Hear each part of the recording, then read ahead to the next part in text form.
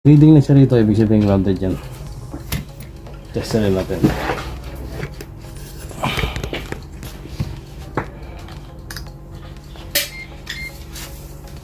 Gamit tayo ng ohms. Kilo ohms, ohms, kilo ohms.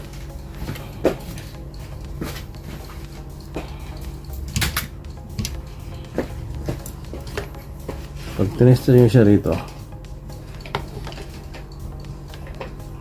automatic may reading yan. Kasi may continuity yan. Yan. Oh, ito yan. May reading. Pero pag tinesting nyo dito, tapos dito sa body, dapat wala reading yan. Pero pag may reading yan, ibig sabihin yan, shortage. See? May reading. Shorted to. Kuha tayo ng bago. Pakita ko sa inyo yung hindi shorted.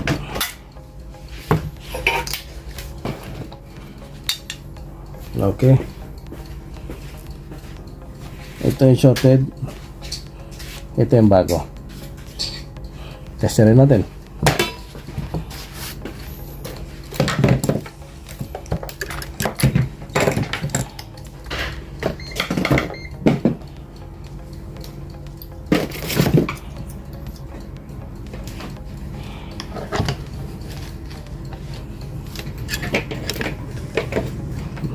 Testerin natin yung bago.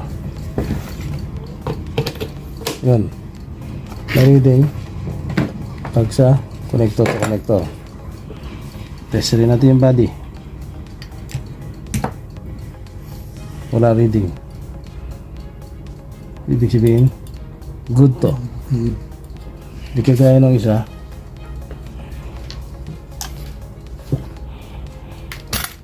Ito yung shorted. Testerin natin sa body. May reading.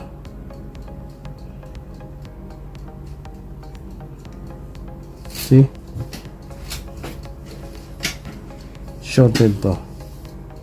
Bad. Ito yung shorted.